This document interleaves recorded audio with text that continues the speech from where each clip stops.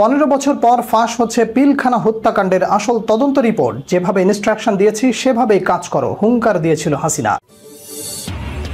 IGP Mamun, আইনমন্ত্রী আনিসুল হক, পলক ও জিয়াউল আহসানকে গণভবনে টাকা বিলিয়ে আন্দোলনরত ছাত্রদের হত্যার নির্দেশ দিয়েছিলেন শেখ হাসিনা। গোপন তথ্য ফাঁস।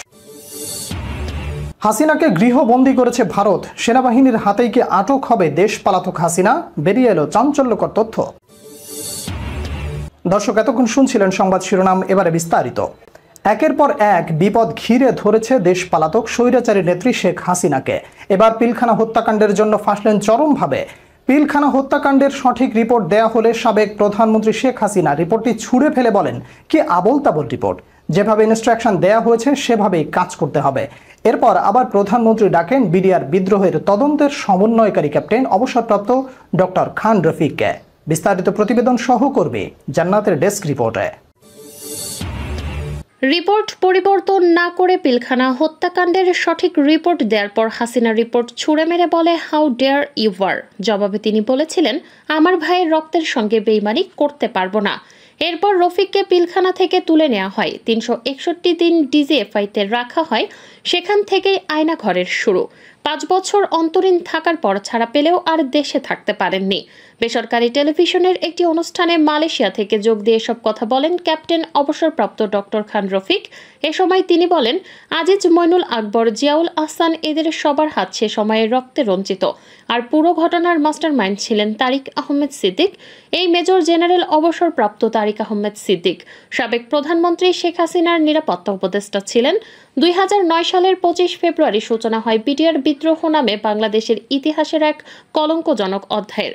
নির্দয় জওয়ানরা একে একে বুক ঝাঁঝরা করে হত্যা করেন 57 জন সেনা সদস্যকে। 25 ও 26 ফেব্রুয়ারি চলা এই বিদ্রোহে মোট 74 জন প্রাণ হারান। নির্মম সেই হত্যাকাণ্ডের 15 বছর পর সাবেক ক্যাপ্টেন অবসরপ্রাপ্ত ডক্টর খান রফিক জানালেন, পিলখানা হত্যাকাণ্ড বিডিআর বিদ্রোহ ছিল না, এটা ছিল পরিকল্পিত হত্যাকাণ্ড। কতিপয় সামরিক, বেসামরিক ও রাজনৈতিক নেতৃত্ব প্রত্যক্ষ পরোক্ষভাবে এই ঘটনার সঙ্গে জড়িত ছিলেন। বিডিআর হত্যাকাণ্ডের তদন্তের সমন্বয়ক সাবেক সেনা কর্মকর্তা ডক্টর খান রফিক বলেন, প্রাপ্ত রিপোর্ট সময় দেখতে পায় ঘটনার পরিকল্পনা হয় 2008 সালের ডিসেম্বর থেকে। এরপর 3 মাস ধরে 25 ফেব্রুয়ারি পর্যন্ত বিডিআরের 50 জনের মতো সদস্য বিভিন্ন রাজনৈতিক ও বেসামরিক ব্যক্তির সঙ্গে একাধিকবার বৈঠক করেছেন। বিভিন্ন গোয়েন্দা সংস্থা এসব তথ্য জানতে পারেনি, এটা সম্পূর্ণ অসত্য জেনেও তারা গোপন করেছিল। আওয়ামী লীগের একজন সাবেক এমপি প্রতি শুক্রবার পিলখানা মসজিদে জুম্মা পড়তে যেতেন। নামাজের পর তিনি সেখানে 1 থেকে 1.5 ঘন্টা বিডিআর সৈনিকদের সঙ্গে মিটিং করতেন। পরে তার বাসায়ও একাধিক মিটিং হয়। সেসব মিটিংয়ে আওয়ামী লীগের আরেকজন সাবেক এমপি থাকতেন।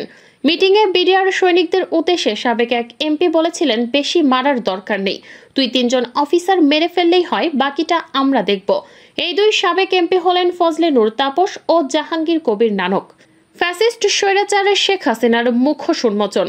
ঘুম থেকে উঠেই তিনি জায়নামাজ খুঁজতেন, দিনের শুরুটা করতেন নামাজ পড়ে। এমনকি 2009 সালে যখন সরকার প্রধান হিসেবে শপথ নেন তখন হাতে ছিল তসবিহ, অথচ তার বিরুদ্ধে অভিযোগ উঠেছে সবচেয়ে বেশি আলেমদের দমন নিপীড়নের। তার আমলে নির্বিচারে গুলি করে হত্যা করা হয় মাদ্রাসার শিক্ষার্থীদের। এমনকি বলা হয়, দেশের মাদ্রাসাগুলো হয়ে যাচ্ছে জঙ্গি তৈরির কারখানা। সাবেক প্রধানমন্ত্রী শেখ হাসিনার এক সময় ব্যক্তিগত সহকারী মুক্তিযোদ্ধা মতিউর রহমান রেন্টু তার আমার ফাঁসি চাই বইতে লেখেন, শেখ হাসিনার সবচেয়ে বেশি অপছন্দ ছিল নামাজি মানুষ। শুধু তাই না, তিনি নামাজ বা ধর্ম পালনকে ব্যবহার করতেন জনপ্রিয়তার হাতিয়ার হিসেবে। একই বইতে মতিউর রহমান রিন্টু লিখেছেন, কিভাবে শেখ হাসিনা লোক দেখানোর জন্য মাইকে ঘোষণা দিয়ে নামাজ আদায় করতেন। ছাত্র জনতার গণ অভ্যুত্থানের মুখে 5 আগস্ট পদত্যাগ করেন শেখ হাসিনা। এরপর থেকে একে একে প্রকাশ্যে আসতে থাকে তার ও তার প্রশাসনের নানা অপকর্ম। এসব অপকর্মের মধ্যে ইসলাম বিদেশি হওয়ারও বেশ কিছু অভিযোগ সামনে আসছে। যেমন কোটা সংস্কার আন্দোলনের সময় গ্রেপ্তার হওয়া 17 বছর বয়সী ফায়াজ এক বেসরকারি টিভিতে দেয়া সাক্ষাৎকারে বলেন, তাকে যখন রিমান্ডে নেওয়া হয় তখন ডিবি অফিসে জামাতে নামাজ হতো এবং সেই নামাজের সিসিটিভি ফুটেজ চেক করা হতো। যদি ফায়াজ নামাজ পড়তেন তাহলে তিনি শিবির কর্মী। ঢাকা বিশ্ববিদ্যালয়ের জহুরুল হক হলের এক শিক্ষার্থী বলেন, 6 মাস তিনি গোপনে গোসলখানায় শুধুমাত্র ফরজ নামাজটা আদায় করেছেন, কারণ ছাত্রলীগের কর্মীরা মসজিদের সামনে দাঁড়িয়ে থাকতো আর দেখতো হলে কে কে নামাজ পড়েছে। যে নামাজ পড়ছে তাকে শিবির ট্যাগ দেওয়া হতো। এছাড়াও অধ্যাপক ওয়াহিদুজ্জামান বলেন, যারা পর্দা করে তাদের বিশ্ববিদ্যালয়ে না এসে বাসায় পড়াশোনা করা উচিত। 38তম বিসিএস এ প্রথম হওয়ার পরেও বাদ দেওয়া হয় মারুফকে, কারণ তিনি ছিলেন একজন কোরআনের হাফেজ। আয়নাঘরে আটকে রাখা বন্দীদেরও ধর্ম পালনে দেয়া হতো বাধা। আয়নাঘর থেকে বেঁচে ফেরা ব্যারিস্টার আরমান বলেন, আশেপাশের মসজিদ থেকে আজানের অল্প শব্দ পাওয়া যেত, কিন্তু আজানের সময় উচ্চ স্বরে ছেড়ে দেওয়া হতো গান। মুক্তি পাওয়ার পর আরও এক বন্দী তানভীর মাহতাব বলেন, তিনি যখন বন্দী অবস্থায় রমজান মাসে একটি কোরআন চেয়েছিলেন, তখন তাকে কোরআন তো দেয়াই হয়নি, উল্টো বলা হয়েছিল কোরআন পড়ে কোনো লাভ নেই, আল্লাহ তাকে বাঁচাতে পারবে না। এছাড়াও আওয়ামী লীগ আমলে মামলা গুম নির্যাতনের শিকার হন বহু আলেম ও ইসলামী বক্তা।